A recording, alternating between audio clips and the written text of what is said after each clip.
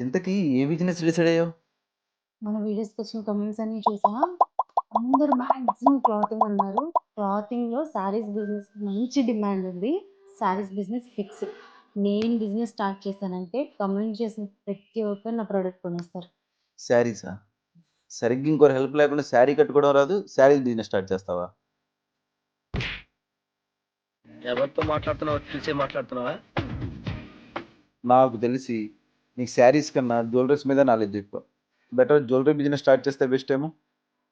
కరెక్టే కదా! నాకు శారీస్ కంటే జ్యువెలరీస్ మీద మంచి నాలెడ్జ్ ఉంది. Good idea.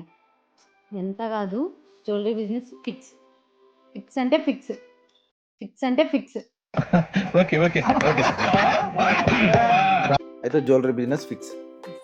సరే. మన బిజినెస్‌కి మంచి నేమ్ ఎలా డిసైడ్ చేస్తావు? అవును కదా! మన బిజినెస్‌కి మంచి నేమ్ కావాలి కదా! ఏం నేమ్ పెడితే బావుంటుంది? మంచి నేమ్ సజెస్ట్ చేయొచ్చు కదా! నేను కాదు కానీ వాళ్ళని అడిగి చెప్తారు. So finally we decided to start a imitation jewellery business. మా జ్యువెలరీ బిజినెస్ నచ్చేలాగా మంచి యూనిక్ నేమ్స్ని కమెంట్ బాక్స్లో సజెస్ట్ చేయండి. Thank you all.